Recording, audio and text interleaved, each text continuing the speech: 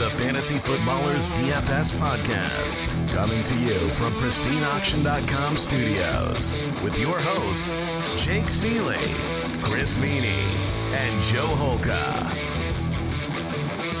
Welcome, footballers. Welcome, Foot Clan. It is week 8. DFS for the rest of us. Jake Ciely, Joe Holka, Chris Meaney, as our announcer voice just said. And I don't know how Chris did.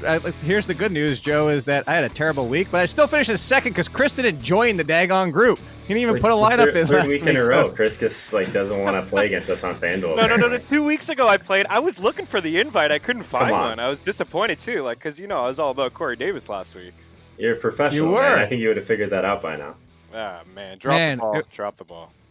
It was bad. Larry Fitzgerald killed me. Will Fuller, even with your 1.1, Joe, so you still were able to cap 100 points, although it wasn't a very good week. I'm assuming that didn't cash elsewhere for you. Did you have a better lineup elsewhere? Oh, for whatever reason, I just keep forgetting to late swap that specific lineup because it's in a different contest with the three of us. But yeah, last week wasn't great for me. A little too much Saquon Barkley instead of Dalvin Cook, and a little too much Mark Andrews and Darren Waller. So those close little 1v1s, 2v2s, I just ended up on the other side, and that's never good. You know what the funny thing is, and I'm going to ask both of you guys this because obviously the big topic was David Johnson, who I'm looking at your lineup for the one that we had, and he killed you with the 0.2 in that. Sure. It seems like the DFS world is a lot less whiny than the seasonal world. We know this, and I'm not saying you would think seasonal know this too. Those kind of things happen. You're Joe, you're not coming out of last week and be like, I can't believe the Cardinals screwed me over. It is what it is. I mean, that kind of stuff, like you said, it's going to happen. Had him on some GPP teams, wasn't on my main team. I think the worst part about it is towards the end of the morning, I just couldn't get comfortable in lineup construction. And obviously, if we had Chase Edmonds, that just would have completely changed the slate in general. So maybe would have figured out a team that I would liked a little bit better than what I ended up landing on. Yeah, the Chase Edmonds thing. Listen, if you've been playing DFS and especially other sports like basketball, you're well aware of the frustrations. It reminded me a lot of basketball, actually. You don't hear anything, and then all of a sudden it's a coach's decision, and the guy's on the bench all night, and it is frustrating. But that's kind of how it goes sometimes in DFS. But yeah, if there was no DJ and he was ruled out, I think we all would have been on Chase Edmonds for sure. Yeah, well, I think that he's going to be an interesting person to talk about for this week. So let's talk cash lines. But the good news, as you know this, Chris, the NBA had made a rule this year to get those lineups out earlier if you're playing the NBA DFS. The NBA embracing even more so. Every year it finds that they're embracing gambling, embracing DFS. Good on the NBA. Come on, NFL, follow suit. But they partnered up. Yeah, they have DraftKings on their floor. So they want people to play. DK NBA, so they're obviously going to give the inactives and actives a lot earlier, and that is kind of how the NFL should go. Yes, that is true, and you ruined my segue. I was going to say, speaking of joining, I was going to say if you're not a part of the DFS Pass, to use the code podcast 10% off. But I forgive you, Chris. Let's talk cash. We're going to do Chase Edmonds right off the top. Straight cash, homie. So, yes, let's bring Chase Edmonds into this. Now, the Cardinals signed Alfred Morris. They signed Zach Zenner. So, how hesitant are we right now in the fact that, one, David Johnson even plays, and then two, even if he does, is Chase Edmonds now because of the price still hasn't gone up enough where we put him in cash, even if David Johnson is active? Yeah, he's 6,200 on DraftKings, so it's nowhere near what the price was last week, of course. Decent spot against New Orleans, but there's a lot of uncertainty here. I think for that price tag, I would have liked to at least have some clarity on the backfield and some of these guys they've signed in general. It's just always a little bit scary against New Orleans because this game environment's not great, but hopefully we get a little uptick in pace because it is Arizona. I don't know. I don't love the spot at 6,200 when we have some of these other guys as great values, which I'm sure we'll talk about. Getting up just a little bit to someone like Chris Carson, Le'Veon Bell, I'd prefer to do that. Yeah, I mean, it is interesting, Joe, you bring up a good point because in that price range, especially on DraftKings, I mean, you can spend a little bit more and get involved with Bell or Carson, or you can just drop down a little bit and take some shots with Eckler and Jacobs. But I don't know in cash, even Latavius Murray, right? If Alvin Kamara doesn't go, you're going to save yourself $300 there. And both of those guys were unbelievable last week, 1 and 2 in terms of touches and fantasy points. But the big thing is Chase Edmonds got 31 opportunities, targets and carries. I mean, that kind of usage at 6K is, if he gets that kind of usage again, he's probably going to return value. I agree. I don't love the spot. It's not fantastic. A lot of respect for the Saints D, but it'd probably be a few points scored in this game and a lot of plays run. All right, so then let's go right back to Joe and bring up his favorite person to bring up. The price is now creeping towards 10K. We are getting to the point where this is Russell Westbrook again. For those people that play NBA and understand what I'm talking about, is Christian McCaffrey still doable? You just plug him in every single week, Joe, but has he finally reached the point where it's kind of tough to do it? Yeah, we've gotten to the point now where, we haven't had him on the main slate for a little while, of course, but 9,200. It's against San Francisco. So if you're one of those people that really values matchup, this would be a tough spot to pay all the way up for Christian McCaffrey. That said, probably not going to surprise anyone. I'm not really scared of going to a guy that's going to touch the ball 25 to 28 times, probably get 6 catches throughout the air. So yeah, I think that Christian McCaffrey totally fine at 9,200. There's a couple other guys that are definitely cheaper that are going to draw some significant ownership as well. So I think it's an interesting spot. Like, there's nothing really you can say about it being an amazing spot by any means. Like, it's San Francisco, tough team total, like they are on the road. But I think at the running back position, volume is king. So at 9,200, if he ends up being lower owned, like what do you guys think his ownership is going to be? I guess I'll kick that back to you guys. I think that if he's anywhere lower than 15%, he's going to offer you a ton of leverage in tournaments, I think, than compared to usual. Yeah, I'm pulling it up right now. Go ahead, Chris. I feel like there's enough value on the board where you can just get by with even playing him on cash. And sometimes I'm hesitant just because I want a well-balanced lineup in cash. But, with some of the wide receivers, and we'll get to a few guys, and then some of these lower-end backs, like, a Ty Johnson, for example, there's enough value on the board to get to a guy like McCaffrey. Heck, even the quarterback position, there's a ton of value. So, Joe, you said it. If he's going to give this guy 25-plus touches, it's so risky to fade him in tournaments. It really is. But in cash, I wouldn't know. I don't do it. Exactly. And there's no point, really, because it's every single – you look at DK, just fantasy points per game, he's got 8 more than the next closest guy, and that's Austin Eckler. And then if you just look at on FanDuel, nobody's even averaging 20 points per game, and this guy's almost averaging 30. So it's such a nice spot with Dalvin Cook playing on Thursday Night Football. There's really nobody else besides Barkley, and he's just not getting that kind of usage. It just doesn't seem to have the same kind of upside as McCaffrey this year. He's right now, to answer your question, he's 6th right now at around 10%. Okay, interesting. Yeah, I don't mind that at all. And I guess I'll segue us here. Just another guy, just because I was staring at basically Christian McCaffrey, and one of the metrics that I love is just total yards over the last 4 games.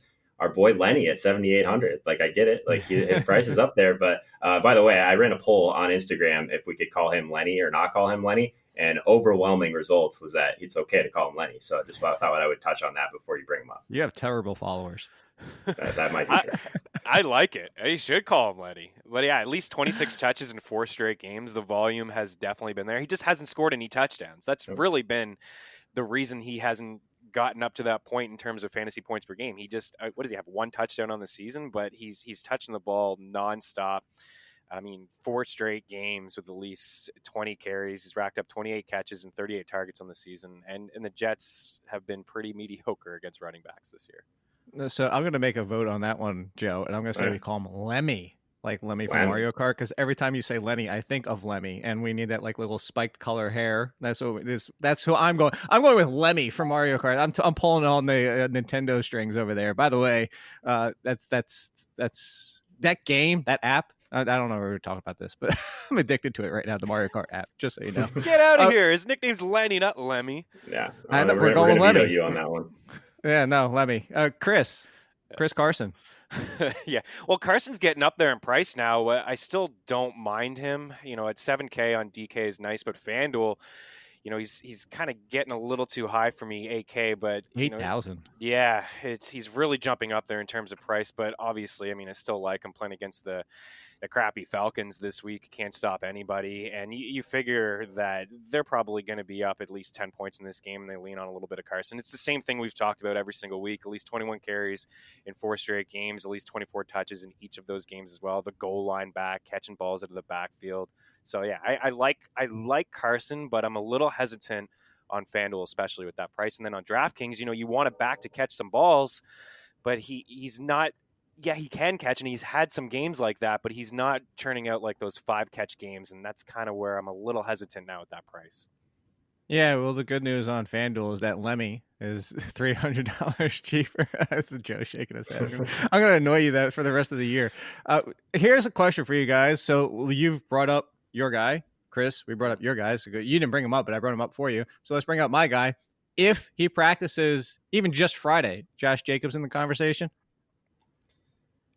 Yeah, I think so. Chris. Yeah, I think so. At $5,800, he's still underpriced. He's jumping up there a little bit, but this is the most expensive he's ever been. But even still, that's a solid price for the offense running through 2 guys in Oakland. It's Darren Waller and it's Josh Jacobs. So, even over the past couple of weeks with no Tyrell Williams, you're seeing a few more targets out of the backfield for him. So I have no problem with him again in that price range. It's pretty nice, but if there's no Alvin Kamara, I may just move up slightly and get a guy like Latavius Murray and, an offense that's probably going to score more points.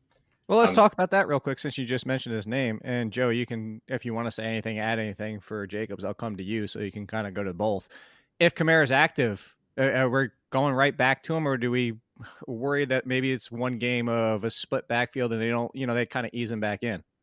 Yeah, the Kamara one's interesting too, because if he was totally healthy, at that price, it would just be lock and load, right? That's a massive team total if you project him for, it's Arizona, right? So, I think he'd probably be the best play on the board. If we could just confirm his health, that would be great. If he doesn't end up playing, and I actually originally thought that earlier in this week that he wasn't going to play just because, they have their bye week coming up. So I just kind of thought that Kamara wouldn't suit up, and then we get Latavius Murray at 5,800 again. So that's why I was kind of looking at Latavius versus Josh Jacobs, and I definitely prefer Latavius. Josh Jacobs, it is a pretty tough matchup against this Houston team, 5th against the run this year. They have been a little bit worse against running backs in the passing game, but Josh Jacobs still just hasn't had the floor for me through the air. He's not popping in anything that I typically look at, even though he is in that price range. I think I would definitely just prefer to pay down to Ty Johnson at that point, who I'm sure we'll talk about.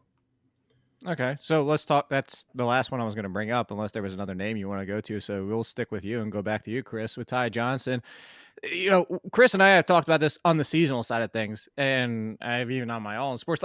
I've done 7,000 podcasts this week, and I feel like every single podcast has talked about Ty Johnson, mostly off the top. I'm surprised it took this long to get to him. But where are you with this, Joe? Because you could say the price for what you're getting for is the lead of a backfield is too attractive. On the flip side, you could say, well, this is Matt Patricia. They activated Paul Perkins. J.D. McKissic is still going to be the pass catcher. J.D. McKissic's role is not going to change. And for all the talk about Ty Johnson, Kerryon Johnson, who is arguably, and I think most people would make that argument, the more talented of the Johnsons, still was barely an RB2 in seasonal, which also gives you a tell of what he's been doing in DFS. So is Ty Johnson even really as plug and play as people think? Because he is by far and away, it's not even close, the number 1 projected own running back in DFS. Wow. Yeah, I think this is kind of where I'm going to disagree with most people. I don't think he's the lock and load play for a lot of the reasons you mentioned. It's possible they get some other guys involved as well. If you just want to look at his comps, he is someone that is pretty good at the passing game. Player profile has him comped to Kenyon Drake. But yeah, if he's going to get 16 touches at 4,900, I'm sure that'd be appealing to a lot of people. I think he is going to be active through the air, so that's something to consider. Ty Johnson against this Giants team, the matchup's great. I think that's probably why he's just going to draw a ton of ownership, just the matchup, the price. That's what most people are looking at anyways. I'm just looking at the opportunity cost. There just seems like there's so many good running back plays this week at the top end that if we don't end up getting Latavius Murray, I think that it's probably just going to be one of those weeks where I'm gonna be on the other side of this one, I think. Yeah, it's a little surprising actually to hear that ownership. I thought maybe Chase Edmonds would be near the top, and I guess people are still wondering about Alvin Kamara. With Zach Zenner, off of the Saints, maybe Kamara does play. It's funny, Zach Zenner was with the Saints last week. Now he's going to play against the Saints this week. I don't expect him to be too involved with Arizona anyways, but Ty Johnson probably, I'm not going to fade him at that price at $4,900 on DK. I don't think I can do it in cash to a lot of points that you just made, Jake. JD McKissic is still going to be involved. He's probably not going to have 15 carries, but last week was encouraging, double-digit carries. He caught all 4 of his passes. It is against the Giants. This move makes me like Matthew Stafford a lot. I think he's going to step back and throw the ball a ton. And, McKissic can catch. Ty is going to be able to catch, and Marvin Jones is not going to get 4 touchdowns, but he's going to be involved, and Golladay is going to be involved as well. So it just really makes me like Matthew Stafford a lot. But I won't fade him at 49. I'm going to have him in at least one lineup. I have to. At least one. Yeah, he is. You have to.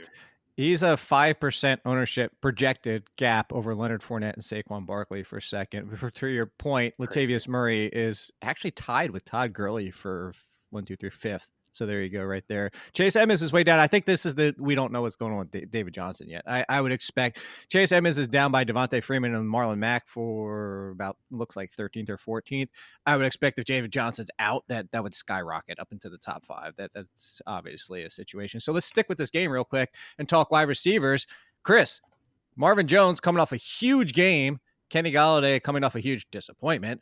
And then Golden Tate, revenge narrative. So are you looking at any of these guys in cash? I mean, we're like Matthew Stafford, as you mentioned, this is kind of turning back to the old Lions, which the Lions we used to love in fantasy of just pass. Yeah, I love that. I'm big on Stafford this week. Love him for sure, like I just said. But I wonder how people are gonna are they gonna chase Marvin Jones's 4 touchdowns? I'm kind of interested in Golladay in tournaments, but both of these guys I think are in play. Even against Jenkins, I don't really care. I just feel like Detroit should be able to put up 25 plus points, maybe even 30. And if Stafford's going to drop back and throw 35, 40 times, then both of these guys are going to get theirs. But yeah, Golladay is very interesting because he finished 6th on his team in targets last week. Only 2 targets, and it's kind of puzzling to see, but maybe roads close after all in that matchup last week. But Marvin Jones is still in play. Both of these guys are fairly affordable. I mean, you can get them in pretty easily. All right, well, here you go, Chris. I'll ask you, and I'm going to pull in one of your favorite wide receivers to ever use is D.D. Westbrook. You always pull him in. So I'm going to ask you, guess projected ownership, just rank you don't have to what the percentages is, but these 4, the 3 in this game, Marvin Jones, Kenny Golladay, Golden Tate, and then throw in D.D. Westbrook, and guess what the 4 in order are. I want to see how good you are at this. Jones, D.D., Golladay, and who's the 4th? Tate. Actually, Tate, then Golladay. All right. Joe, what do you think? DD's got to be the lowest, right? I actually don't think that Golladay and Marvin Jones are going to be that much different. Maybe that's a contrarian take. I think there's still enough people that'll go the Kenny Golladay route. But yeah, I'll put Jones first. Who was the other one? Tate? Yes. Also, I'll go Jones, Golladay, Tate, DD. You're both wildly off. Is it Kenny Golladay? Don't tell me it's Tate. Kenny Golladay is number 2 behind DeAndre Hopkins at 18%. Then it's D.D. Westbrook, then Golden Tate, then Marvin Jones. Okay, way so down. If people are off of Jones, then, I mean, $5,800 in this spot. I know he's just coming off that big touch, and maybe that's what it is. People just assume, he's not going to do, obviously, he's not going to get 4 touchdowns. Well, the price jumped a big deal, too. That's part of it. It did, but it's still under $6K. It's $5K last week. I mean, it's still decent. It's got to be people chasing DeAndre Baker, right? I don't even know how you say the guy's name, but he is just trash. And that's DeAndre Baker. Well, that would be Marvin Jones. Yeah. Jonas Really? Jenkins should be on Kenny Golladay. For sure. Okay, because PFF had Baker on Golladay earlier in the week, so maybe I'm wrong. I never look at that stuff anyway. I was trying to find just a reason for Golladay to just be the one that would be owned. So that's interesting. All right, so where else are you looking, Joe? I think it's Kenny Stills week, right, guys? 4,700 against Oakland. I don't know without Will Fuller. Yeah, without Will Fuller, it's got to be Kenny Stills week. I think. I mean, I guess if you really want to walk into it, I mean, a team that can be beat deep for sure. Like that's kind of where you want to attack Oakland. Massive team total at home. I think Kenny Stills at 4,700. I think he'll gain some traction as the week goes on. I will say in tournaments, like this is the type of play that shapes up to be a really good fade if he's approaching like that 20% ownership route. I mean, he's probably someone we can only project for 3.5 touches or something like that, reception. So I don't know. I think he's a great play if he doesn't gain traction, but I think he will. No, I didn't want to jump all over you, but I was laughing. But Chris knows I'm laughing because I'm with you because I hate Will Fuller. You know I hate Will Fuller. Yeah, you must he's love better. Stills. He's the better Will Fuller. He's more well-rounded. I actually think 3's low. I think that's the appeal of Kenny Stills is now on top of what we talked about a few weeks ago when I said that QT brings more balance to this offense. Is like when Stills was out, that's when Will Fuller went off. So I think now you put Stills in Will Fuller's role. I'm with you. The interesting thing here is number 6 projected ownership for wide receivers. I told you the people out there are smart. They're on a lot of these people that we talk about, listening to multiple podcasts, reading multiple articles. So they're on them. Kenny Stills right behind the duo of Chris, one of your boys, Corey Davis, the Tennessee duo. So talk about Stills in your opinion, and then your Tennessee boys, because it feels like the Ryan Tannehill love is off the charts after one good game. Yeah, you're not going to get Tannehill or Brown or Corey Davis with low ownerships this week. Last week was the time to get in on these guys, but the matchup is so nice against the Buccaneers, who have allowed the most passing yards per game. So good spots for all of those guys. But for Kenny Stills, I like him as well, 3 for 3 here. I don't know if I'd go there in cash, but this is a proven guy. I mean, he's hit the 800-yard mark twice in his career. I mean, does he have 21 touchdowns in his 3 years prior playing for the Dolphins? This is, arguably the best quarterback, with no disrespect to Drew Brees early on in his career, but this is the best quarterback he's had in the last 4 years at least. So no Will Fuller, big playability, saw it last week, over 100 yards. Yeah, I think maybe 3 catches is low. I think him and Kiki Qt will probably both be involved, but I like Hopkins. Like, I'm going to pay up for Hopkins this week in cash. Number just 1. I don't even care about the ownership. Like, I just don't care. Oakland, we saw it last week. Aaron Rodgers had 6 touchdowns, 5 passing. To who? Who did he throw the ball to? I don't even know who he threw the ball to. And Oakland is just pathetic through the air. So I think Watson could, if you're looking for a stack to pay up for, it's Hopkins and Watkins. You want to get some Stills involved there. I think all 3 are in play. There's so much value to get involved with those guys in cash. Do you remember? I know you were tongue-in-cheek. Do you remember who the 5 touchdowns were to? MVS, I know, had that long one at the end. Kumaro, I think, had one. I mean, absolutely everyone was in touchdowns. And Jones had one again through the air. Yeah. You forget Jimmy Graham and Jamal Williams. 2 running backs. 2 running backs. There's been running backs all year, actually, in Green Bay. Both of those guys have been really involved. But, yeah, no Devontae Adams, and Rodgers still shredded that secondary. Joe. So what do you guys got for some other guys in the mid range? I think that's kind of what I was looking at. I guess the guy that's just been burying me lately is Tyler Boyd, but he's got to be back in play at 5,100, right? If you're just looking at his volume, like last week, 14 targets. I don't know, Jalen Ramsey. I'm not going. I don't care as much about that stuff as you guys do typically. So I guess that's kind of why I brought him up. You guys just completely avoiding him at 5,100. Just I'm avoiding him because go ahead, Chris. Yeah, in cash, I'm avoiding him. He's been, he's been. The targets have certainly been there. I mean, 14 in his last game, 14 2 weeks before that. He is getting a ton of volume. You can make the case for him in tournaments, maybe Auden Tate. Nobody's thrown the ball more than Andy Dalton this week. Or this year. Nobody. And they can't run at all. It's unbelievable. Would they have 2 rushing yards last week between Gio and Mixon? 10 carries for 2 yards. 33 from Andy Dalton. He led the team in rushing yards. That is just awful. So the Rams are going to have their way. There's no question. And it is warranted to bring him up, but I won't do it in cash against Jalen Ramsey. No thanks. Okay. So here's what I'll say is no, because I don't want the number 2 wide receiver, because the number 1's Auden Tate. That's what it's turned into. Look, I say that tongue in cheek, but the truth is Chris knows this because we talked about it, is the report heading into the season. A lot of people put this out there and they said Tyler Boyd has been remarkably better when AJ Green is out there. And it's something that I brought up as a counter argument to a lot of receivers in the past. Chris brought this up as the Juju Smith-Schuster worry heading into this year before Ben Roethlisberger even got hurt, is some receivers can't handle being the number 1.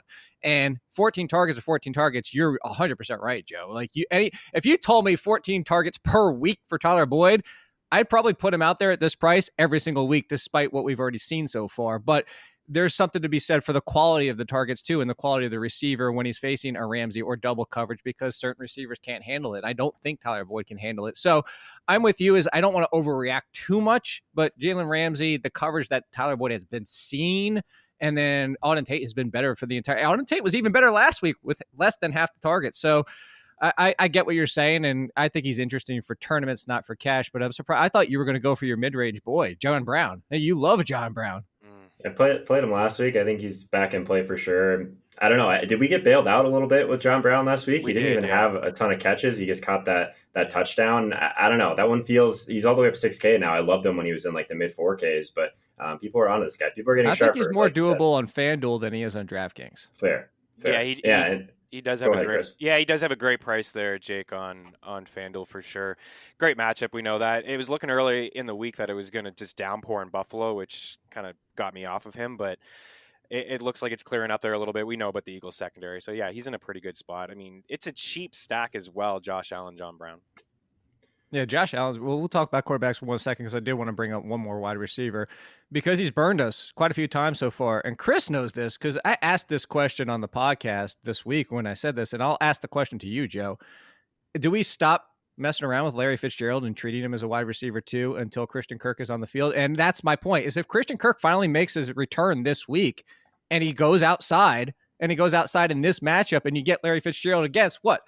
PJ Williams, unless I don't know if he's suspended or not, whatever it might be. But if I said the same thing to Pat Mayo, if the guy behind PJ Williams can't take over that spot from PJ Williams, you know how bad that guy must be. So if Christian Kirk is back, do we go back to Larry Fitzgerald even in cash? Because now the opportunity is there where he doesn't have to be the number one guy.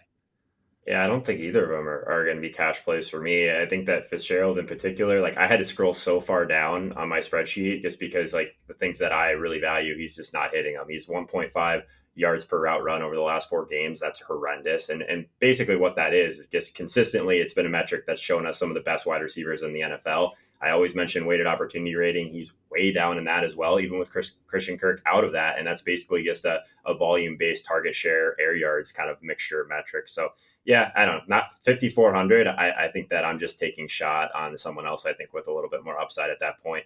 Someone like my boy Cortland Sutton, who we'll save him for GPPs, but I love that guy this week. For GP, you don't want to do him in cash?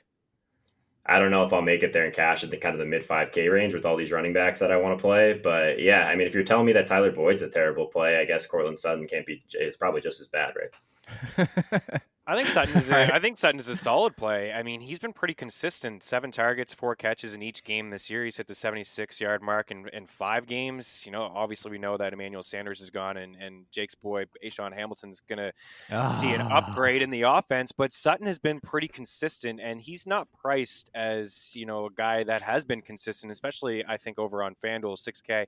Another guy that I just wanted to bring up, and, you know, it's New England, and you know it's nothing sexy with Julian Edelman, but it's just again consistency. So they bring in Mohamed Sanu. How involved is Sanu going to be in the offense? I know playing any New England player in cash can be certainly frustrating, but Julian Edelman I think he's safe. Josh Gordon it seems like he's finished with New England, and just recently 27 targets over his last 2 games. So if you're going to play one Patriot, I think it is Julian Edelman. just that safe guy. Absolutely. And to your point, to go back to what you're saying, Joe, over the last 4 weeks, Cortland Sutton inside the top 10 on yards per route run. So he's got this year. He's got that mark for him. But yes, do you want to do the full screen for everybody watching us, Joe? Do you want to get the full screen so we're about to go to quarterback? We can get the Beowulf jersey, because if you get the Beowulf jersey in the shot, what I will do is I'll also pull this out because this the Bayshawn Hamilton jersey. So yes, some Bayshawn here as well. So Bayshawn jersey, Bayshawn Hamilton jersey. No, that was the league that I won with no kicker and left it empty the entire year and refused to put one in for Monday Night Football. And Bayshawn Hamilton won me that league because I was down by 15 going into that game. So that was the winning. They sent you a jersey if you won that league. So I didn't buy it. I bought the Beowulf one. I told you I was good. I'm still waiting for your Will Fuller. I don't see it behind you yet. What do you mean? I had to wait until he blew up. He scored like 16 touchdowns one week. I think that if anything, that qualifies me for no longer having to buy the Will Fuller jersey. No, that's even more reason why you had to. And now he's hurt, and now he's back in worse place because that's what Will Fuller does. We've been over this. All right, let's talk wide receivers. Jokes aside, any interest in Minshew back in cash because of the price? The price is still bottom at the league. I mean, you can get a very huge discount for what is not a great or bad matchup either way. Yeah, I think Minshew's okay. I think I'm gonna save the kind of talk for Chris when he's gonna go over Matthew Stafford. I'm sure Chris loves him, but I think Stafford's a great pay down option this week too. Minshew, I think I might actually be paying down even further to Ryan Tannehill at that point because it's probably Deshaun Watson up top, which I'm sure we'll talk about. But yeah, if you want a little bit of savings, 5,500 is fine. I think the matchup against the Jets also pretty strong. You get a little bit on the ground. I got no issues with Minshew. I don't know if he'll end up being super popular in cash, but yeah, I think him and Tannehill are the guys that you'll probably paying down for if you don't end up in that mid range for our boy Matthew Stafford. He's sixth. That's what I'm holding up. He's sixth. He's Minshew at 8%. is sixth. Yep, 8% projected ownership, which is actually kind of high if you think about how flat, we talk about it all the time, how flat quarterbacks are. You mentioned all of the guys, Chris, because your boy Matthew Stafford is number 1, Deshaun Watson number 2, Ryan Tannehill number 3. You left out one. If you want to pay up for him, I'm surprised that he's number 4 because you do have to pay up. He's the highest priced one, but he's been so dang good with the best matchup you could think of is Russell Wilson. Yeah, Russell Wilson makes a lot of sense. And all of these guys make a lot of sense. I'm not going to go there in cash for Minshew. I like the jersey. You're going there for Stafford, though. I get it. But yeah, no, I will. And I'm not totally worried about ownerships in cash, especially for, quarterbacks. I play a lot of head-to-heads and some double ups where there's not a lot of people in the contest. And, from quarterback standpoint, I do expect Matthew Stafford to be highly owned. I mean, the price is there. Carry-on's out, like we said. The Giants, they're ranked 27th in past DVOA according to Football Outsiders. And it's been really strong for him over the last 3 games. So like the 2 weapons, again, a lot to like there. But I don't know if I'll go there, Minshew. I agree with Joe. I'd rather just spend down for Ryan Tannehill. I know it's risky in cash. This is where we're at, but listen, he was pretty good last week, 23 for 29, 2 touchdowns. He didn't run around last week, but he has before in the past. He's got some sneakiness to him in terms of kind of calling his own shot there. And it's the Buccaneers. This defense is just so brutal. You don't know what Jameis Winston's going to, what he's going to do. Is he going to throw 3 or 4 picks? Then, you get set up in a decent field position for Tennessee. He used both of his weapons. This is something Mariota hasn't done all year. He used Corey Davis. He used A.J. Brown. If he wants to have success and keep continuing to start, he's going to throw the football to those 2 guys. They're both really good wide receivers. So I like Tannehill. And I was going to get really nuts, and I won't do this in cash. But, if you're looking to save and $4,700 for Matt Schaub, if there's no Matt Ryan, I know it's a little gross, but, man, the things you can do with your lineup with $4,700 quarterback. I'm sorry, Chris. I think your connection's been dropped. 6 for 6, 65 yards, a touchdown. I know it all came in garbage time. He's got some weapons. Well, yeah, of course he's got some weapons, but there's no way. And I'm not doing the Ryan Tannehill thing cash. Like, I could be 100% wrong. It is the Buccaneers. The Buccaneers also get pressure despite – they're similar to the Eagles. You don't run against them. They get pressure, but they're abysmal against the pass at the same time. They're very similar defense. And I got to tell you, if you told me Ryan Tannehill against the Eagles, I don't think I'd feel that good either. It's Ryan Tannehill, recency bias. Yes, I don't know if I can do it. I'm not saying you're wrong to do it. I'm just saying I don't feel good about it. So I won't do it in cash. That's a really good point, too. I think that the pressure, I was just looking at some of the quarterbacks that do extremely poorly under pressure, at least historically. Tannehill is the worst on the slate for someone that actually doesn't handle pressure well. And like you said, if Tampa Bay can get a little bit, that could be what ruins people in cash this week. So I like that you brought it up. Yeah. All right, I wouldn't do it.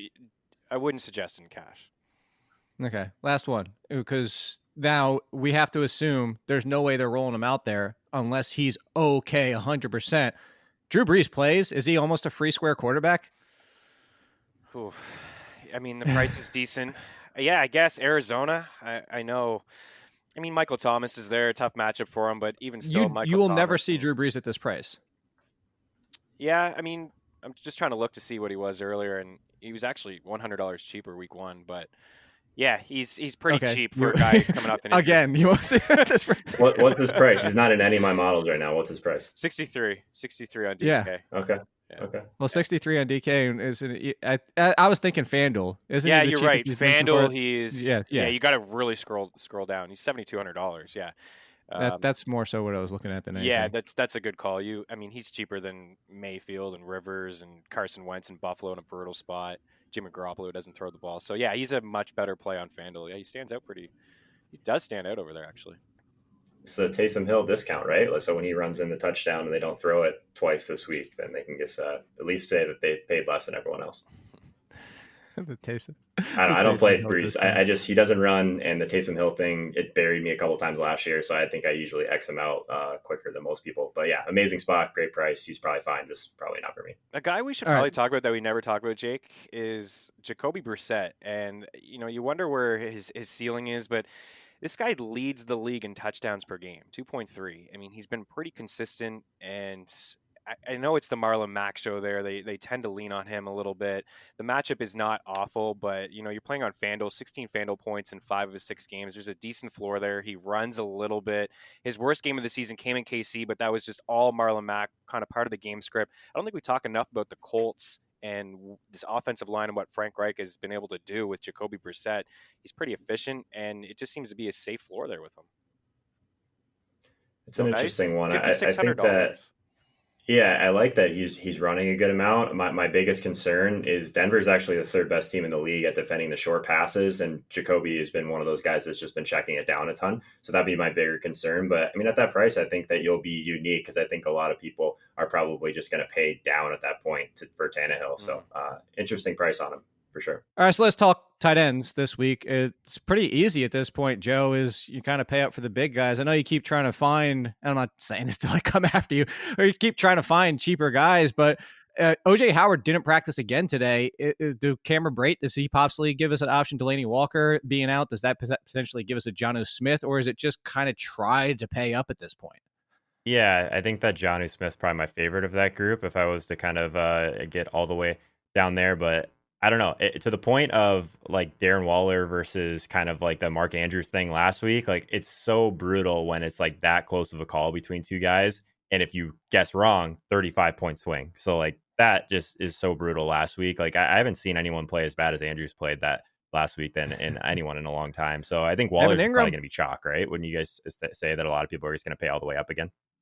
They would. You called Evan Ingram possibly being hurt by Golden Tate. Kudos to you on that one. And then Rhett Ellison stole the touchdown. He was expensive, man. Wasn't he like 6,500 last week on draft? Yeah, they're all up there. So is it Austin Hooper, even with Matt Schaub, Chris? Oh boy, Matt Schaub to Hooper. I mean, what about Hunter Henry? Let's not get too cute here. He's $4,900. His price hasn't really jumped. I mean, he was $4K last week. We're worried about him being chalky. I don't know. He's got 22 targets, 18 catches, 257 yards in 3 games. I mean, 85 yards per game ranks first among tight ends. His 6 catches per game ranks 3rd. He's getting a ton of volume, and he just seems to be the number one option for Phillip Rivers and a team that's really struggled to run the football since Melvin Gordon's been back. So I'm just going to take the price point, $4,900, and lock him in. Well, on FanDuel, he's 60. It's 69 for Kittle, 68 for Waller, 67 for Henry, and 66 for Hooper. Well, DK's snoozing.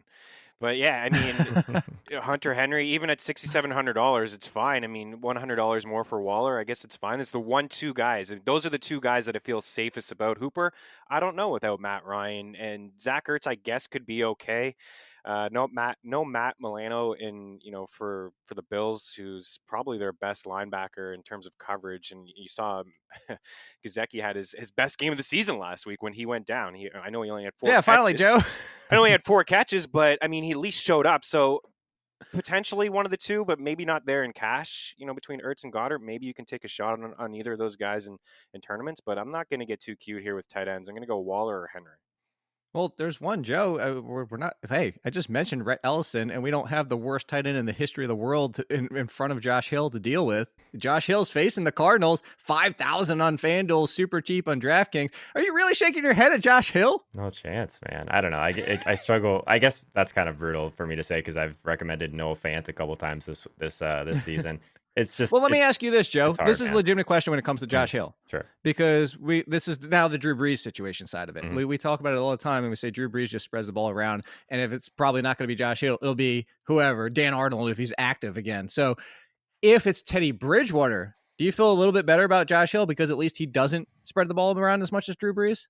That's true. And one thing that I always kind of talk about too at tight end that's so important is team total. And it's a pretty massive team total for New Orleans. So if he does end up being the one that gets there, maybe you do think that Patrick Peterson's going to take away Michael Thomas. I think he would make some sense if you really wanted to pay all the way down. But I like the Goddard call. I think if you're going to go all the way down there, he would be the guy that I would probably prefer if we don't end up seeing any other value open up. I know we briefly touched on Jonnu Smith, but $2,800 on DraftKings. If there's no Delaney Walker, I mean, he's probably going to be pretty popular, but if you're going to spend down at tight end, that's the way to do it. Yeah. I can't believe we're talking about these guys. All right, so let's move. Tight end, man. I know. It's so sad. So let's talk about, let's get our GPP lineup, or well, not lineups, but let's talk about the GPP plays, I should say.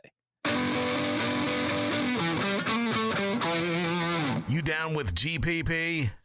And as always, I forgot to talk defenses, but we've kind of been looping them at the end of GPPs anyway. So let's just forget defenses for now. We'll come back to them.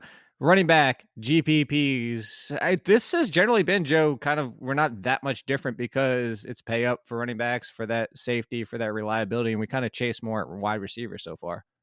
Sure. Yeah, I think that one guy that makes a lot of sense. So I think at running back, it's more of like a price pivot thing for me. So if Chris Carson ends up being super chalky, like Le'Veon Bell at 6,900, only 100 less, like on FanDuel, it's a huge difference, right? So Chris Carson's 8K, Le'Veon Bell is 7K, but on DraftKings, it's so much closer. I don't think a lot of people are going to click Le'Veon. He's still someone that's going to get great usage in the passing game. I guess think the ceiling is definitely worse. I mentioned total yards over the last 4 when I was talking about Christian McCaffrey and Leonard Fournette. But same kind of thing with Bell, but it's like drastically different, right? So Bell, 70 yards per game, total yards over the last 4. Chris Carson's over at 125. So at that point, I mean, Chris Carson's certainly the higher equity play, but I think that he makes a decent price pivot on DraftKings in particular. Yeah, Chris Carson is number 4. Le'Veon Bell is down he's 10th. So there you go, to your point. Actually, a 9% gap in projected ownership. Yeah, I like Bell. Yeah, Bell's a great play, and we've been talking about him. He hasn't had that blow up game yet. I do believe it's coming. The schedule gets a little bit lighter for him. You're right. Even in a tough matchup against New England, in terms of just yards per carry, that was his best showing as a Jet. I mean, 70 yards on 15 carries. Wasn't really involved in the passing game, but it was just such a tough matchup. I mean, they scored 0 points against New England, so it gets a lot easier against Jacksonville.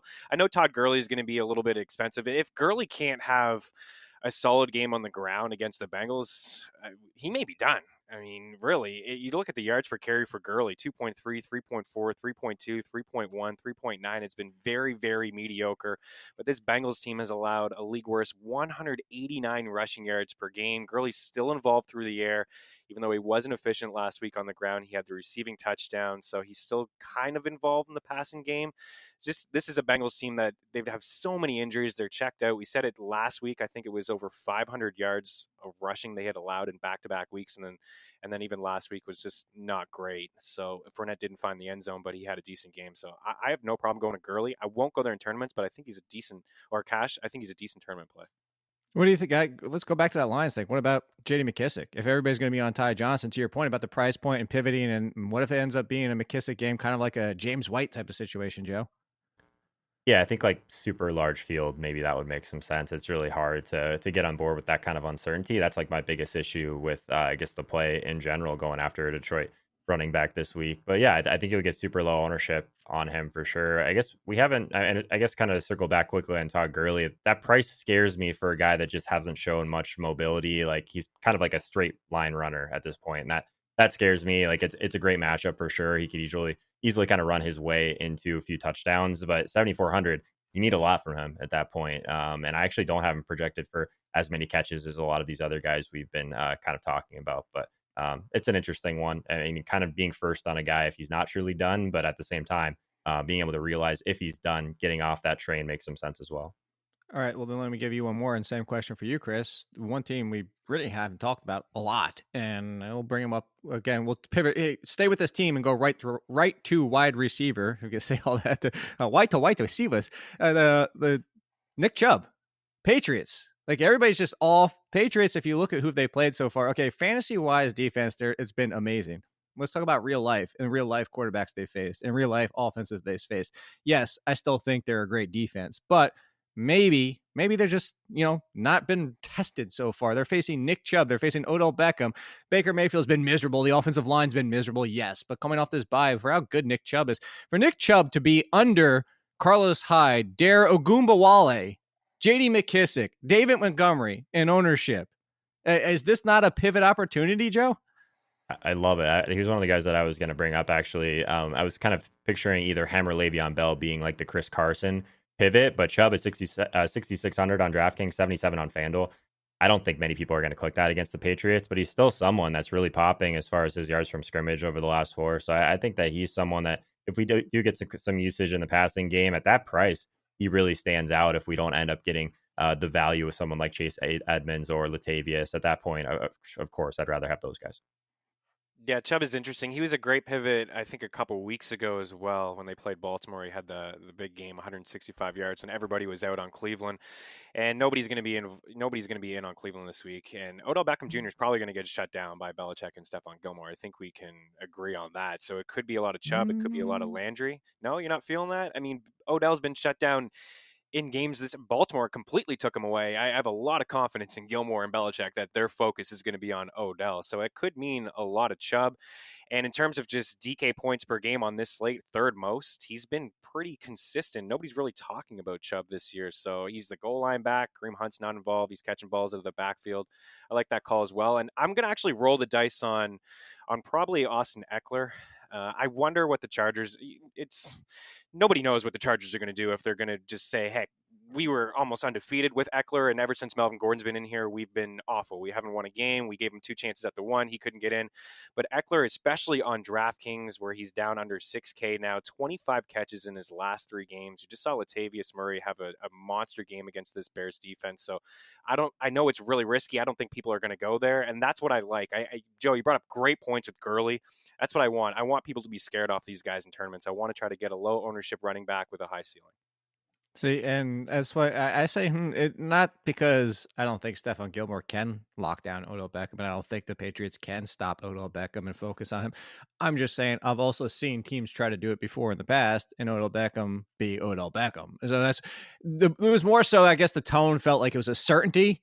And I would say, of course, hey, this is a kind of a statty type of show, like percentage wise. I think there's like a 20% chance Odell Beckham smashes. 20's not great for Odell Beckham. No, but it is when it's at a discounted price at a zero, like essentially kind of like what, a 2% ownership. I mean, that's what's projected right now. And I wouldn't be surprised if that's what you see in the majority of your leagues that you're not leagues or games that you're playing in. So for that opportunity, again, Joe said it before, when we're talking about the McKissick type of situation, I think that's similar. It's like, it's a big field. It's a big field, maybe 1 out of your 10 lineups. I'm not looking to have a high ownership, but I'm not going to write off Odell Beckham 100% is basically what I'm saying. Yeah, I don't want to write him off either. I mean, it's just Baker Mayfield in this offensive line. I mean, he's got 5 Well, here's the comparisons. 11 picks. Would you rather start Odell Beckham at a decreased price and ownership that's around Jaron Brown, Philip Dorsett, Nelson Aguilar, Anthony Miller, Jacoby Myers? I mean, that's where he is. Yeah, no, it's clear. We brought him up a couple weeks ago. Same thing against Seattle. Nobody was in on this guy. He just came off a down game against San Fran where he got 2 balls, and then he had 100 yards. And Jake, you said it a couple times, probably the quietest 100-yard game, all year. Anybody's ever had. Yeah, nobody really talking about him. But that range in DK, I mean, there's some interesting guys. They all come in a row, like Mike Evans, Odell Beckham Jr., Keenan Allen. I think, most people are out on a lot of those guys. Keenan's been what very about Keenan Allen? Yeah, I would take a shot. If I was going to take a shot on one of the 3, it may be Keenan Allen. I think maybe they just try to go back to what was working for them earlier in the year. But again, Hunter Henry's getting a lot of targets there. I don't mind a shot on any of those guys because one guy we never talked about is Godwin. I think we're just forgetting how good he's been this season. Before the bye, he was leading every single category among wide receivers. Yeah, lots to kind of unpack there. I think that the Odell thing, like that week that you guys were talking about, I actually ended up playing him at a similar price point, but the Seattle matchup still feels different to me than New England. I could see it maybe working out, but at 6,500, like you said, I think I prefer to go to someone like Mike Evans at that point, just someone that I think has a little bit of a higher ceiling. I don't know if there's going to be a ton of ownership there. Regardless, the Keenan Allen thing, I still struggle a little bit because I'm a little bit on the Mike Williams train still. Just his price hasn't really moved, and he's still seeing a large chunk of those air yards. Again, the Chargers too, over the last 3 weeks, have thrown more than any team in the NFL. So Mike Williams, like, he almost had a touchdown last week. He's still like someone that is like that big target in the end zone. At 4K, I'm going to keep firing at Mike Williams. He was in my pool until really late for my main team last week, and I expect him to be there again this week. All right, so let me bring out one more name for you guys, and I don't know, part of it, people see the matchup. You brought up the quarterback before, Chris. I'll give you a hint there. How about, here's another one. I'll give you another hint. Chris Harris is talking about shutting him down this week. I am going to be all over stopping T.Y. Hilton. Tournament play, T.Y. Hilton? I mean, or is the Chris Harris concern enough for you guys to say, no thanks? Yeah, I don't think I'm good. I know I brought up Jacoby. Interesting, maybe stack in tournaments. You go Jacoby and Ty, but Yeah, Chris Harris does scare me. I'll be honest. Yeah, I don't know. I wasn't even on TY last week, which buried me, just at the ownership and whatnot. I guess I struggle a little bit with the combination of TY and Jacoby, just because, I mean, you would think that TY is a guy that would have just like this massive downfield upside, but he's just not pushing it downfield. So not so much interested in that one, I don't think. Jake, there's a couple other guys we haven't brought up. I mean, Seattle, Russell Wilson, right, against Atlanta. Every team is torching. I mean, Tyler Lockett seems obvious at this point. We didn't bring him up in cash. Is the targets, they haven't really been there. He's been so efficient, catching the few targets that he gets touchdowns. But I also have some interest in DK Metcalf as well. I think if a lot of people are in on Carson and his ownership is high, maybe you do fade away from the run game and you try, a couple of these wide receivers. He's 7th at wide receiver projected ownership. TY? No, DK Metcalf. Or DK Metcalf is 7? Yes. That's why I didn't bring him up. I should have said that's why I wasn't bringing him up. Like, I was shocked to see it that high. But the truth is, if people haven't seen the stat, this is an insane stat. For as many touchdowns he's scored already, he has 10 red zone targets and 0 touchdowns on them. That's insane. Unreal. Yeah, and Disley gone, right? He was Wilson's favorite target in the red zone. Yeah. So, What's the ownership on Lockett? Lockett's, I think, right there. He's 2 spots behind him. It's DK Metcalf, Michael Thomas, Tyler Lockett. Both pretty chalky. Which makes sense. Yeah. People are too smart. But like overthinking it, I'm doing this. I feel like there's certain times where it's like, oh, there's no way this guy is going to be owned. Like, he's such a sharp kind of under the radar play, but people are looking at the right things now. Or at least there's like a lot of good content out for it now. So it's just like you can overthink it at times too. These guys that you think are going to be sneaky are just not. Like, I heard someone talking about like the Rams wide receivers last week. Even someone like Cooks, like, is popping and air yards, that sort of thing. But like, it's like 20% owned in tournaments. Like last year before that, he's like sub 5%. It's crazy. Yeah, recency bias was such a thing a couple of years ago. Nobody would want anything to do with Cooper Kupp this week. Yep. Like, Cooper Kupp's an interesting guy to bring up too. I mean, earlier in the year, since he was great against slot wideouts, but you saw last week D.D. Westbrook popped. He had a great game, and now Cooper Kupp. Some people. I heard on one DFS show is, I'm not touching Cooper Kupp. No way. I mean, this guy burned me 2 weeks in a row. Well, he still had 10 catches in his last 2 games. It's still pretty decent. I'm smiling because that's exactly where I was going next for you guys, is that we didn't mention the Rams in cash. We haven't mentioned them yet, but now we're bringing them up because, to your point, so Cooper Kupp is the highest projected ownership so far of the Rams wide receivers, but he's not even inside the top 15. He's down by Larry Fitzgerald and Mike Williams. To go further, Brandon Cooks is down by Bayshawn Hamilton and Kiki Cutie. To go even further, Robert Woods is barely inside the top 50, down by Curtis Samuel, Mohamed Sanu, and Emmanuel Sanders, 2 people that just got traded. Wow. And Woods coming off one of his better games of the season, right? 80 yards and 5 grabs. Interested. I wouldn't avoid those guys. Rams could score 50 points this week in London. It's a tough one to sift through. Like, I always kind of struggle with these guys because I think it's so much different than it was in years past, where it was kind of spread out. Like Cooper Kupp, until the last couple of weeks, like, he's just been such a big part of their team this year. So like, going back to him, if you think that I was never really willing to buy that he was like the new Michael Thomas in terms of volume, but I do think that Cooper Kupp, going back to him, would be solid. I mean, if he's still going to be owned for sure, and he's expensive, so you're going to have to make it work. But Cincinnati seems like a great spot to jump back on the Rams in general, minus Gurley, in my opinion. Jake, if you want to be ultra contrarian, give me some ownerships on the Jets. And we just saw Sam Darnold on primetime seeing ghosts. Everyone's talking about that. I mean, Robbie Anderson and Jamison Crowder checks in at under 5. It's not an awful matchup against Jacksonville. There's no Jalen Ramsey anymore. Here's the crazy thing. All 3 of the wide receivers are at 2% ownership, which doesn't sound like a lot, but they're down around Brandon Cooks, Keenan Allen, Tyrell Williams, there's Demaryius Thomas, obviously, Cole Beasley, Alshon Jeffrey. That's the group that they're in. So they're off, but they're not 100% off. Yeah, I have no interest in Demaryius, or really Crowder, but Robbie Anderson is the deep threat guy. I mean, 16 targets in his last 2 games with Sam Darnold I'm not going to ignore 8 targets for a guy under 5K. I'm surprised there's that much, Joe. Even because the people still, AJ Bouye is still really good, but Jalen Ramsey's gone. And Jacksonville's been good, but again, it's not. I actually don't. I think their defenses are pretty similar. Like, it's not a good matchup. It's not one to avoid. Yeah, I think both. I mean, Chris kind of mentioned a lot of the things that I was going to mention in this situation. I think that people are kind of scared off of this defense. I'm not quite sure why. I think that there's a couple really cheap options from that game that can help you kind of get elsewhere at other positions that are more important. But Le'Veon's still the guy that I think I prefer in that offense. I think Le'Veon and Fournette are fine together. I always feel like I should mention that because I get at least one tweet per week. It's like, can you play these two running backs in the same game, in the same lineup?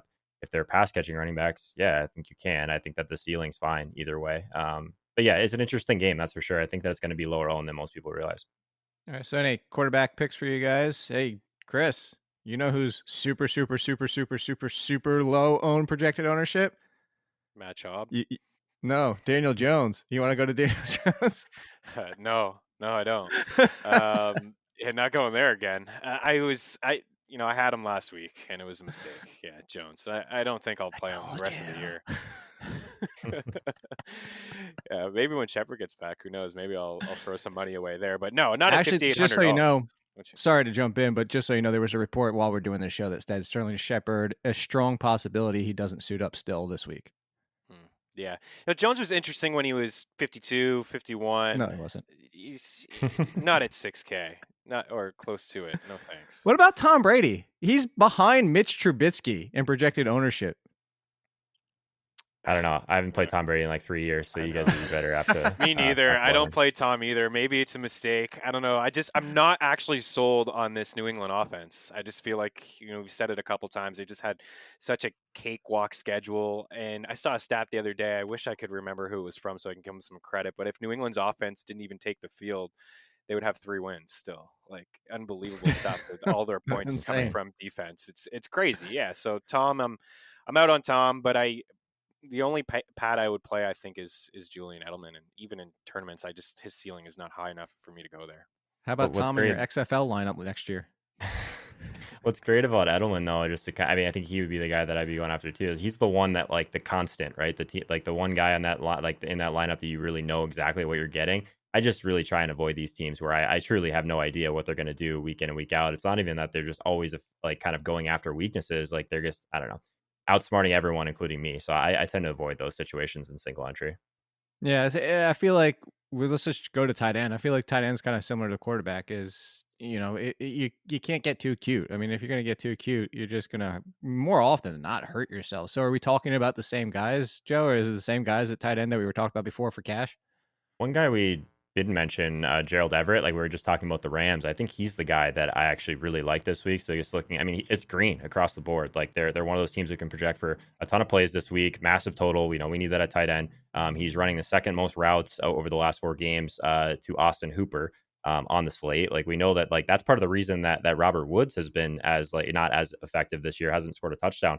It's because of Gerald Everett and his usage in the red zone. So I think if we get Gerald Everett like sub 5%, like he'd be a nice piece of this game to attack. Like if we want to attack Cincy, I think that we could do it with someone like Everett for sure and kind of avoid the rest of the mess for the Rams. Yeah, I like the Everett call. He is 9th right now, Chris. He is 5% projected ownership right now. 9th. Let's go.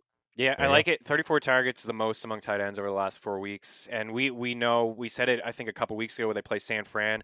Goff missed him in the end zone. And Everett had a touchdown last week, but Goff missed him again. And obviously that's, you get a little scared with Goff as your quarterback. But even still, like those opportunities are absolutely there. So Joe brings up a great point, and that he's exactly right on Cooks or Woods. He just hasn't been the same guy this year. And Gerald Everett is cutting into a lot of that. Yes. What about, I'll give you guys one more because they have been abused by tight ends so far. That's being the Raiders. Darren Fells. It was interesting, but he's gone quiet. So now everybody's completely off of him. Yeah. I'm not going to go there at that price, 34. It does make sense. Maybe the one touchdown he can get. Well, he has some big games too. There's a couple guys like, I don't know if you're going to do some dart throws. I mean, Ricky Seals-Jones has got 2 touchdowns in his last 3 games. If Odell Beckham Jr. gets shut down, I mean, he's cheaper. I know it's blah, but like, this is what it's come to. He's actually more expensive on FanDuel. Is to this whole point, like Josh Hill's still cheaper than Darren Fells. I just brought up another name just to throw out there. Yeah, fair enough.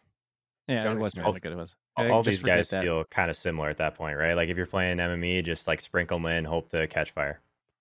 Well, explain what but a lot of people might not know what you mean when you said that. If you're playing a lot of lineups, right? Like just like a position like this where there's going to be a ton of variance, and if you are paying down for some of these guys, it would make more sense to play like 5 to 10% of these guys instead of just like planting your flag on a tight end that's sub 3K and having them in 50% of your teams. Like that's how I would approach it. Yeah. Okay. I just wanted you to explain because a lot of people don't understood what you said for the multi-entry situation. All right. So let's talk defenses, both cash and tournament.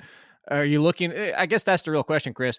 Do you usually just play the same defense in both, or do you ever play a different? Because I usually go with just the defense that I like the week. I don't usually try to differentiate between the two, and that's why I think in my mind why I usually forget to bring them up in cash because it's just always the same defense. Yeah, last couple of weeks I've been getting real nuts with my defense. I mean, Washington at under 2K last week. I played them because of the rain, and they returned value. The week before that, I think we talked about this. I played the Jets at 1,500, and even though they only had, I think, 2 points, it's still what you were able to do with the rest of your lineup is great. But it's so risky to not play the Pats and what they're doing. It's unbelievable. So yeah, I guess to answer your question, I usually am in on the Pats when they play. Gonna like the Rams this week, and the 49ers have been one of my favorite defenses all year too. I know it's against CMC, and Allen's done a good job of taking care of the football, but this is a defense that I really respect. They get after the quarterback a ton. Yeah, I love the San Francisco call. That was one of the ones I was looking at, just quarterbacks that really struggle under pressure that will see pressure. So I think that's a great one with San Francisco. I think it's going to be a decent spot if a lot of people are going to roll out Ryan Tannehill, just like grabbing a little bit of leverage with Tampa Bay. Like they don't pressure at an elite rate by any means, like kind of middle of the pack. But like if they do end up getting to Tannehill, and we know that this Tennessee offensive line has been really poor this year. I mean, Tannehill's a guy that'll make mistakes. So I think that's a really interesting one. Only 2,500 on DraftKings. I know they're not a home favorite or anything like that. We typically would prefer that. But yeah, the Patriots, like it's really hard to project these guys at this point. It's been nice not having them on the main slate. So yeah, no issues with going all the way up to them. It's just always tough to do in roster construction. So I'll give you three technically. If you're going to pay up and you don't want to go to the Patriots, a low projected ownership for some reason, I guess maybe everybody thinks Kyle Allen winning games is going to continue or whatever. The 49ers projected ownership is behind the Eagles. It's down by the Chargers. And I guess maybe it's because of the price. I'm not sure. But if you're going to give me the 49ers opportunity for anything, I mean, it's still Kyle Allen, guys. Like Kyle Allen at some point, he's not lighting the world on fire. He's doing fine. So I will jump on that for more of a tournament because I don't, generally like to spend too much at defense when you have opportunities. So two of the opportunities I'm looking at is one of the most underrated defenses so far this year is the Colts. If you want to talk about, opportunity for there going against Denver and Joe Flacco. So Joe Flacco proved last week he shouldn't even be a quarterback anymore. And then the other one against Daniel Jones, the Detroit Lions. The Detroit Lions secondary is still one of the better units who's actually coming off a disappointing showing. And I think that's why the projected ownership is so low on the Lions is that you're going to get the Lions as one of the cheaper options against Daniel Jones. They could easily pick him off 2 or 3 times. Yeah, Lions is a great call. I like that one as well. And, you toss it the Eagles, and I know their defense hasn't been great, but Josh Allen has turned the ball over quite a bit. Right, 7 touchdowns, 7 picks. He's got 3 fumbles. He's fumbles actually fumbled 5. Yeah, he fumbles a ton. That guy. So I mean, if you want to spend down, it's not awful. But I do like the Lions call. Love the Philadelphia call. Just in general, if just over the last 4 weeks, no team on the slate has pressured more than the Philadelphia defensive line. Shout out Sports Info Solutions with that great pressure data. So, I think that Philly at that price versus Josh Allen, someone that'll make mistakes. And they've actually been a little bit more pass heavy than I realized as well. They're above average in their pass percentage over the last 3 games. That's my biggest issue with like attacking someone like Joe Flacco is just Denver doesn't throw enough to really have as many opportunities there, but it is Joe Flacco, so I'm with you. It is Joe Flacco. All right, so let's talk our stacks and then our lineups, and we'll get out of here. Stack Attack. Who wants to go first? You. All right, Chris, go. I knew you were going to do that. Should I go high or low? What do you want? High or low? We're playing poker over here. That's right. We'll go high. All in kid, right? All right. Yeah. High is Watson to Hopkins to Kenny Stills. No. See, I knew somebody was going to say it. That's why I was going to take it away from somebody. You should have said low, so I could have gone another way. But yeah, that's the stack. Yeah. Yes. No, I like it. Do it. Go low with Tennessee. All right, you go, Jay, because now I got to find a new stack. No, I'm not going Tennessee. Hell no. You know what? I'll go. And this is contingent, obviously, but if I get Drew Brees and Alvin Kamara at those prices and they're both out there, I'm going to go Thomas, Kamara, Drew Brees all day long. Now, if that's not out there, I'll pivot and still go high, I'll go another one high for you, Chris, for that set. Although I do save a little bit. I know the DK Metcalf projected ownership is high, but Russell Wilson and Tyler Lockett are low. No. They just took your other one. So there's your one right there. So that now Joe's gonna we'll do a 5-minute pause. We need like that technical really difficulties panicking. Music. You guys are too sharp, man. No, I love the Russ DK call too. So my third choice, which I still like quite a bit, we'll go with Matthew Stafford to Kenny Golladay. If everyone's just gonna jump on the Marvin Jones train after those touchdowns, I think Golladay makes some sense, especially since his price is a little bit elevated. But Matthew Stafford, we probably didn't talk about him enough this week. I think he's one of the best options if you're going to pay down a little bit. Doesn't give you much on the ground. But if you guys can you guys remember a week where Matthew Stafford was in like just this amazing spot and he was super chalky and just totally failed us? Like I can think of a lot of other guys that have hurt me more, I think. So I think this team, like they're going to throw enough to like Stafford, like quietly is having an amazing season. Like his yards per attempt, second in the league, average intended air yards. So similar metric. He's second on the slate as well. So I love Stafford this week against the Giants. I think you could do a lot worse than that. So here's one we didn't bring up at tight end. Would you throw in Holkinson? I would not compared to all the other guys that we talked about. But yeah, he's probably okay. I think I prefer Golladay though. Against the Giants, this time last year, you were 100% rolling him out against the Giants. True. Yeah, of course. This time a couple of weeks ago, you were 100% rolling him out, to be honest and fair. All right, so let's go right into our lineups, Chris, and you go first.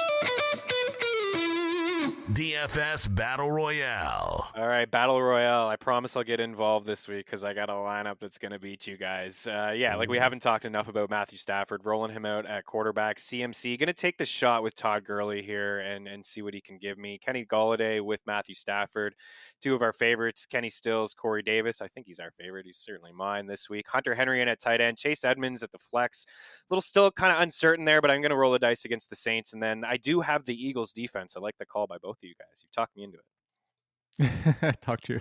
I didn't talk you into it. You did. You talked me into it by giving me the ownership percentage, and then Joe gave me some nice facts, and then I looked at how much Allen turns the ball over, and I went there. I said their name, and you're like, "Oh, interesting." And then Joe goes, "Yeah, that is interesting." I didn't talk to anybody. Don't put that evil on me. I'll take credit. It's fine. I'm rolling planting a flag on the Eagles defense. Can't wait to post that. All right, go, Joe. Oh, I don't have to go third for this one too? No. I'm just kidding. No, I'm going to go. I might as well bring him up now then. Deshaun Watson to Kenny Stills to Kiki Kute as well. Going to bring it back with Darren Waller. Going to jam in all the running backs, Leonard Fournette, Christian McCaffrey. I'm going to throw Le'Veon Bell in as well. I think his price is still pretty easy to get to on FanDuel. So where am I at here? Oh, Tampa Bay defense, just targeting kind of the Tannehill chalk if that ends up being the case. And I want to leverage a little bit off of Chris since he has Hunter Henry. Going to go with Mike Williams in my last wide receiver slot there. Oh, you don't want to do a Phillip Rivers stack for that? I do not. People go watch the video so you can see the response on that. That was terrific. All right. So here's mine, which obviously could change, but I am bringing the Saints into it. So this might change by Sunday morning. But as of now, if Drew Brees is out there, Drew Brees, Alvin Kamara, Leonard Fournette, Lenny, Michael Thomas. The one name we didn't bring up this entire show, which I think is very intriguing, even if Matt Schaub is at quarterback, Calvin Ridley for 5,400 on FanDuel is crazy in my opinion. Larry Fitzgerald, I'm going back. Larry, I'm giving you one more chance if Christian Kirk is out there. Josh Hill for the 4 Saint stack. Yes, Chris Godwin.